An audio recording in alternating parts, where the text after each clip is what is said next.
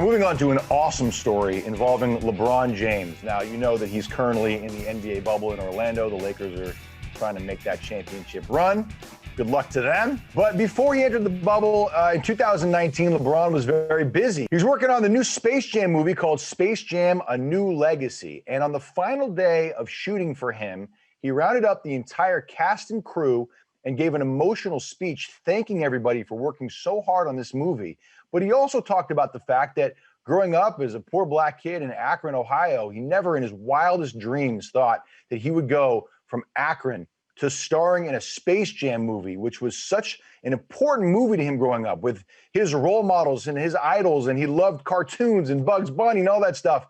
And here he is living out one of his dreams to star in Space Jam. And you can hear the emotion in LeBron's voice as he talks to the cast and crew. Really inspiring stuff. Take a listen.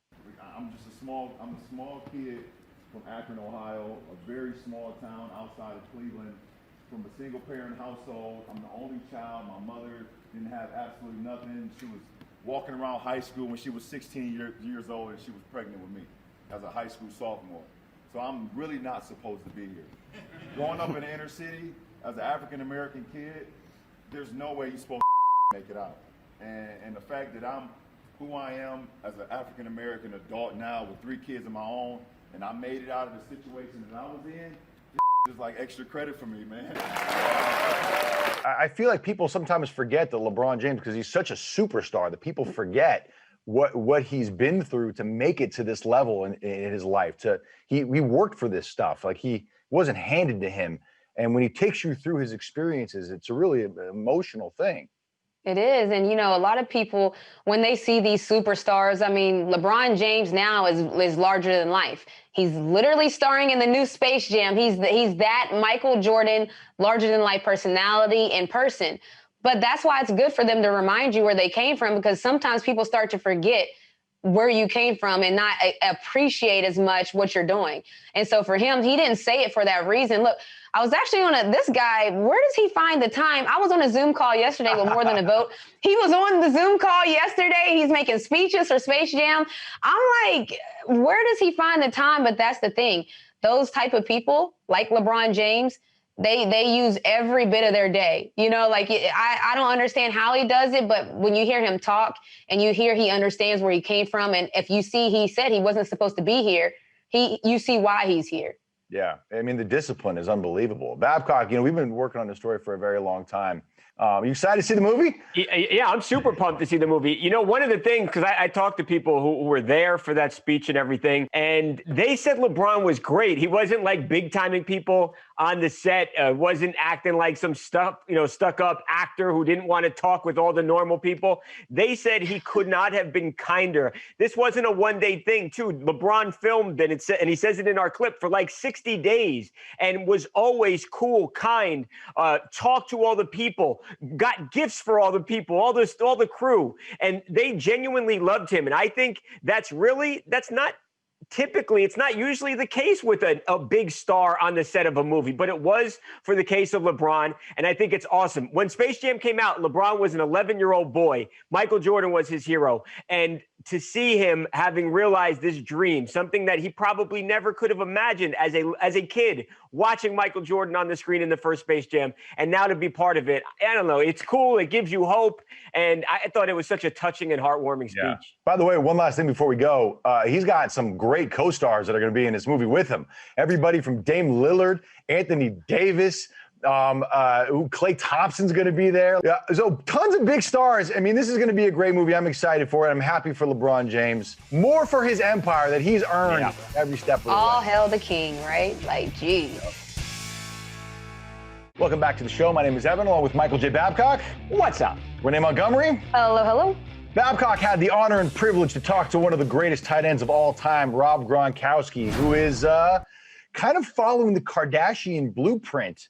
I don't mean sex tapes. What I mean is he's making his family famous in Hollywood. You know, like what Kim Kardashian did was she opened the door for her family to become the global superstars that they are today. She was the first one that was like really famous, and then everybody, she had the reality show, and then She grew her sisters Yeah, now look at them. You have billionaires in the family, Evan. They have makeup lines, clothing lines, successful TV shows. Crazy. Yeah, I mean, they are a true success story. I mean, it's unbelievable the power and the money that they have. And now the Gronkowskis are doing something similar. Rob and his 4 brothers, the 5 Gronkowski bros together, are launching a new YouTube channel. And they are, the content on this thing is absolutely crazy. They basically spent the entire NFL offseason doing all the wild, craziest things you can think of. They shot each other with paintballs. They played in beer pong tournaments.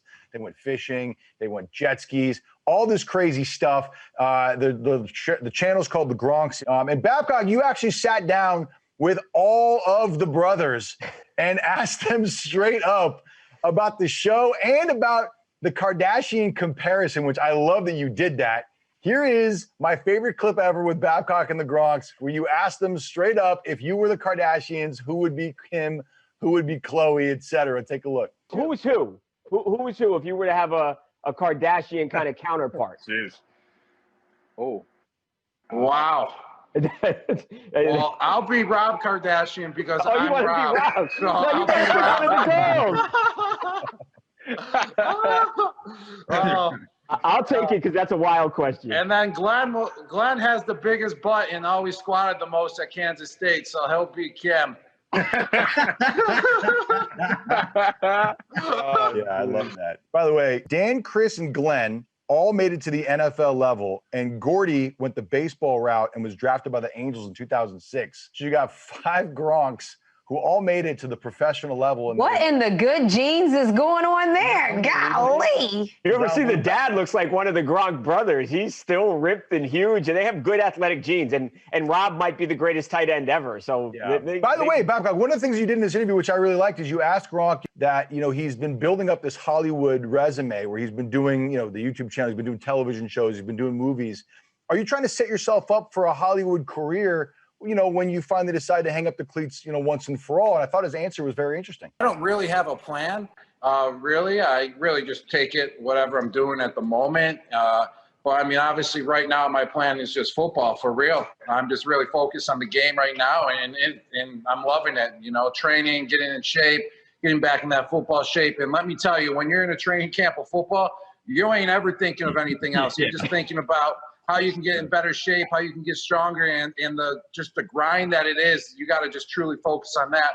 But I mean, obviously I didn't play for a little bit, so it's always good to have options, because I'm not going to lie, the game of football doesn't last for your whole life either. So it's just good to have options when you're done playing. But as of now, the focus is just there to get better and play some ball. So, Babcock, based on your conversation with Rob, how much longer do you think he plays in the NFL for before he goes full-blown Hollywood? A couple seasons, 2, maybe 3 years tops.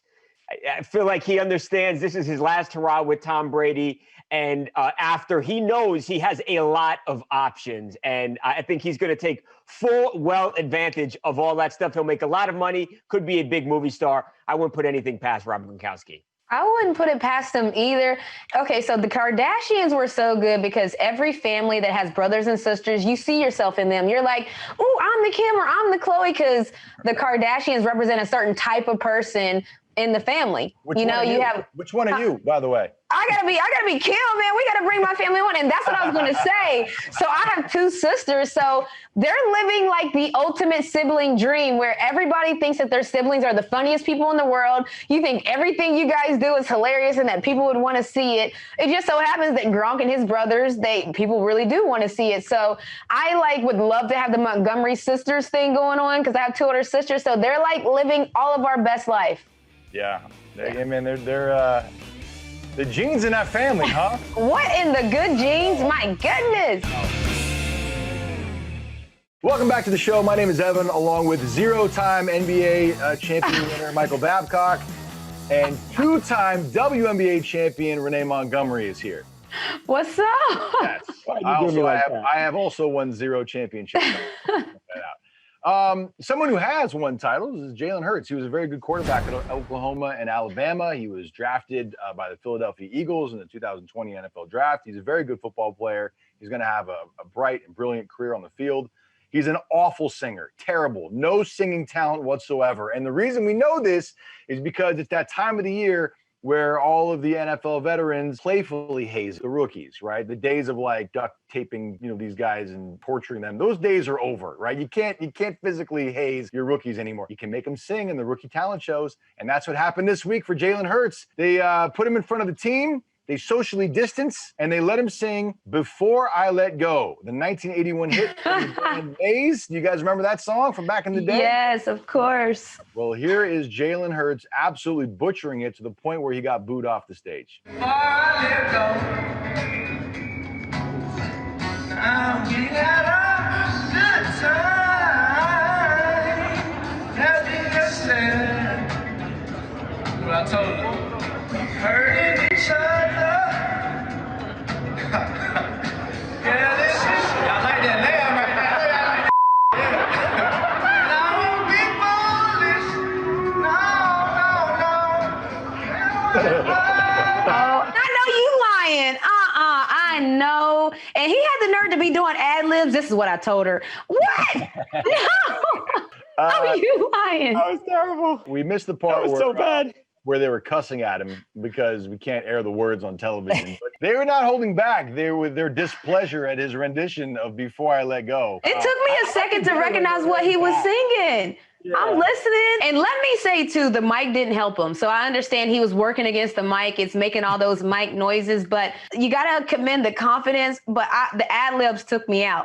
The ad-libs, like, he was really feeling himself. I love it. I like when they are better. If he would have went up there and, like, sang a beautiful rendition of the song, wouldn't have been as good. I love when they are so bad, and Jalen Hurts might be the worst one that I have ever heard. So I will still argue this point. The video of the hazing of Tim Tebow back in the day with the Friar Tuck haircut is still my all-time favorite NFL hazing moment ever. Just thought it was the funniest thing I've ever seen. Listen, I used to get hazed. I got hazed. I'm old enough that I was allowed to get hazed. We didn't know it at the time, but they used to send us on errands to get these particular style bagels or different things like that, and those bagels never existed. So we would be going to 5 to 10 different bagel shops trying to find bagels that didn't even exist. So we didn't get, we had the fun hazing, but you got to imagine it took like 2.5 hours of my time, and then I'll be like, wait, what? This bagel doesn't exist? Like, I would be big mad. Yeah. So I got hazed. But nobody ever tried to shave your head or physically harm you, right? I hope. No. We're not playing that. Nah. Like I wouldn't go for that. Like you could try. I'm not going for that. Bagels is one thing. Welcome back to the show. I feel horrible for whoever stole Justin Gaethje's bike. Let me start at the beginning. Justin Gaethje is one of the most violent knockout artists in the history of the UFC. This guy is an unbelievable fighter. He just pieced up Tony Ferguson, who is also one of the great MMA fighters of our time right now. Justin Gaethje beat him up. Justin Gaethje has some of the most violent knockouts in the history of the sport. And the 31-year-old said Thursday morning that somebody stole his bike out of his garage at his Denver home where he lives and he trains. Now, it's not just any regular bicycle. Justin Gaethje is an avid hunter, and he has a bicycle, an electric bicycle that's popular with hunters. I've heard those are dangerous, Evan. They are dangerous. I've heard some respected media people have injured themselves badly on those electric bikes. But with Justin Gaethje, this is called the Rambo R1000 XP. It goes 28 miles per hour. It costs around $4,500. You use it if you're a hunter, you strap on your bow or your gun, and you can drive through terrain and stuff like that to move around the field. Justin does that. He claims that he has a photo and video of the man who actually stole his bike. Now he has reached out to police to help track this guy down. He has not been labeled an official suspect, so we are blurring his face because, like I said, we don't want to convict this guy yet. The cops are investigating to see if Justin's claims are legit. But wow, the cojones you have to steal from Justin Gaethje. I mean, come on. Listen, no, sir. That makes me think about who was messing with J.R. Smith's car. Certain people, it's just like, leave them alone. Like, I would not mess with certain people. Right. The person who threw a brick at J.R. Smith's car, crazy. The person that stole his bike, crazy. Like, there's just certain people. I'm not messing with an Eminem. I don't care if Eminem talks about my whole family. I'm not saying anything back. There's just certain people I'm not fooling with. If they catch the guy, I don't think he should be criminally prosecuted. I think he should have to take like a leg kick from Justin or something like that. That's what I enough want. to try to convince you never to do anything bad ever again. Yeah. Just in case you're unfamiliar with the absolute violence streak in Justin Gaethje, here's what he told us before his last fight against Tony Ferguson, that he wanted Ferguson to break his nose. Watch this. Tony's used to people being scared of him. I'm not scared. I hope he breaks my nose. I'm waiting to get it fixed. It hasn't been right for like 12 years. So I've been waiting for a long time for someone to break my nose. Maybe he'll plant an elbow on there. I might regret asking for that because, it's a painful injury. But I do need to get it fixed. I'm not scared to get it. I'm not scared to get sliced up, knocked out.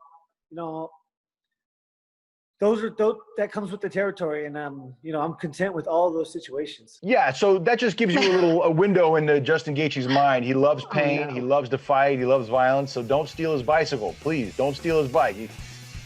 He's good and crazy. Yeah, leave his bike alone. Welcome back to the show. My name is Evan. Michael J. Babcock is here. What's up? Renee Montgomery is here. Hello there. And this is a video of a giant alligator on a golf course eating somebody's golf ball. And the reason we're showing you this is because, number one, it's scary as hell.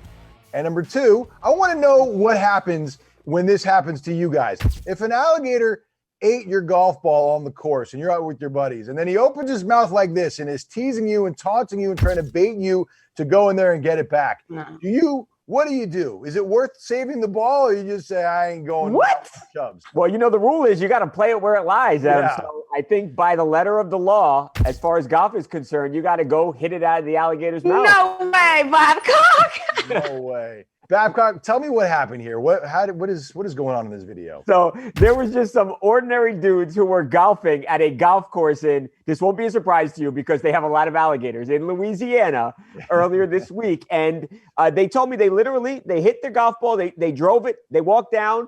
They approached their ball. And then the alligator runs out of the pond and goes and just eats the golf ball. And then, as you see on our video, is just taunting the golfers like by opening his mouth, and the golf ball is just sitting right there. Ultimately, he swallowed the golf ball, is what the golfers told me. So scary. Here's some sound up so you can hear the discussion that was going on while this was playing out. Oh, it's going down there. No way, give me my ball.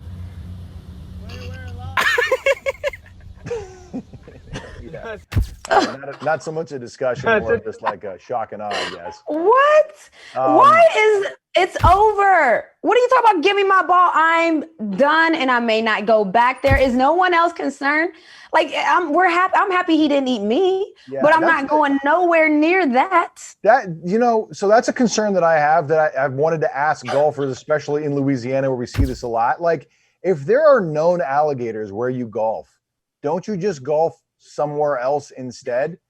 Like golf is not supposed to be that's his golf sport. course. That is that alligator's golf course, and that's why he was playing with them. Look at that. No. He's like, come get it if you want it. Like, nah, I'm good. I'm good. There's a story that went around this morning about an alligator who bit a guy's arm off. There was like a manhunt or a gator hunt for this particular alligator that bit somebody's arm off somewhere. That can happen. I mean, this isn't like a duck at a pond where maybe it like quacks at you and runs off. Like, this thing can kill you.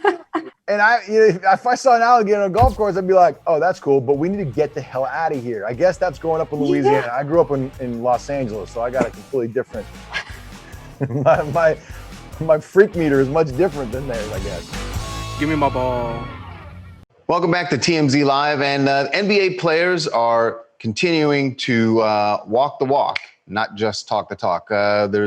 You knew that there was going to be a focus on social justice when they came back and started playing games in the bubble. Well, last night before their game, all of the Lakers continued this with some fashion choices, and LeBron's in particular really shocked people. And smart, he walked in with a red hat, white lettering, knowing that was immediately going to get everyone's attention. It was not a MAGA hat. In fact, it was the exact opposite. He was using it to call for justice, to call for the cops in Breonna Taylor case to be arrested. Make America arrest the cops who killed Breonna Taylor is what it says. And that's definitely got a lot of attention. Now, LeBron wasn't the only player who's doing this. Dwight Howard, Anthony Davis, Alex Caruso also. There's a lot of different players, but, the thing that jumps out to me is a lot of people had a lot to say about whether or not sports coming back would distract, right? So this is the biggest game of the season because it's the start of the playoffs, and look how the players came into the arena. Had this been a bad problem, people would have been like, this is a terrible distraction in a sense of the players aren't focused on the game, making the fans see something different. Well, they're holding up to their word. LeBron vowed that he would do that this season. He would raise awareness. Well, what better way to do it than, he's going to take jabs at the president. He always does, but the message was received, right? Yeah, no, and Renee, you're right. They are well aware that it's the first playoff game for them. They were going to get a maximum attention as they, right before that game. So clearly a concerted effort with those hats. So hey, Renee, I have for a them. question. Renee, for people who don't know, you've been in the WNBA and you've even taken some time off to work on social justice issues. Will this pivot and become more political in the sense of supporting Joe Biden, say, as we get closer to the election? Is that? Oh yeah. Is that something they're going to do, or are they going to stick to what they're doing now? I think it's going to have to be political because right now you can see how politics are really affecting these social causes. Politics are fueling a lot of these problems. So I think that the athletes feel like, me personally too, I don't really want to be in politics. Like that's just not my thing. But there's just this intersection of social justice and politics that happen to where you're almost forced into it. So I would just assume that, yeah, it's going to turn political, especially with Madam Vice President, like that, just everything going on with that. I think that it'll turn political. Well, so I guess my question is, are we going to see vote for Biden hats as we get closer to November? Yeah, I don't know if you'll necessarily see something that's blatant, although the ladies in the WNBA, you saw they had the Vote Warnock shirts on and they wore it as a whole. But I think you will see a show of support. I don't want to guarantee it, but I don't see how you couldn't at this point because it's almost like pick a side. And LeBron has already said, if you're not with us, we're not with you. So under that thought process, he knows that he feels the president is not with us. So he's not going to be with him. And in turn, he's probably going to back somebody like a Biden and Harris ticket. Oh, clearly he's going to back them as I'm it's assuming just whether or not players. Right. I'm just curious if what happens if this does become squarely that. It's just interesting because then you run the risk of. I think it'll make it cool. I think it'll be great. I think that if LeBron James gets into politics, let's just say, you're going to have a lot of the younger generation, which is the generation we need to be voting, the new voters. I think it's going to make it cool. Like when P. Diddy did Rock the Vote, it gives that cool factor to it. I think LeBron is going to try to do that to get the voters out. But it's one thing, Renee, for him to call for people to vote. But if he openly embraces it like this, like wearing a shirt or wearing a hat, walking into a game, do you run the risk of fans saying, look, it's one thing to call for the arrest of, because all decent people would agree that those officers should be arrested and stand trial at the very least, if not just be convicted. But when you get into politics, now you run the risk of fans saying, hey, you're going to hear this thing where you hear fans say, I don't want athletes to be telling me who to vote for. Yeah, this is what I'm saying. I almost think it's the same thing. So if LeBron is going to call the president of the United States a bum, I don't think he's going to care if the fans are mad about what side he's on. I didn't even know that's what you're asking. I don't think he cares. I think he could care. If there's a fan that is mad that LeBron has gone political, I don't think that LeBron will lose 1 ounce of sleep over it. If there's a lot of fans, I don't think he'll lose any sleep over it because there's going to be a lot of fans that support it. And I also do think you're right that there are certain people, who talk about, you got to register to vote, there, and that you hear this drumbeat.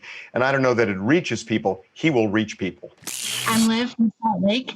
I agree with LeBron and what he's doing with his platform. And I'd like to say it's been 159 days since Breonna Taylor was murdered. Attorney General Daniel Cameron needs to arrest the officers who killed Breonna because Black Lives Matter. Yeah, so far, remember, the family met with the Attorney General a week ago, and they say they're more optimistic, but he was non-committal in terms of what he's going to do. By the way, I want to mention, Renee was talking about getting out the vote and all. We are doing this regularly now on TMZ, where, for example, today, if you log on to TMZ.com, you're going to see how easy it is to register to vote. And all you do is click, and you will see how to do it. You can check to see if you are registered. If you're not, you can register. It is really simple to do. And again, every vote matters. And when you look at what happened in this last election, it was so razor thin that a couple of votes in each precinct may have made the difference in the election. It matters.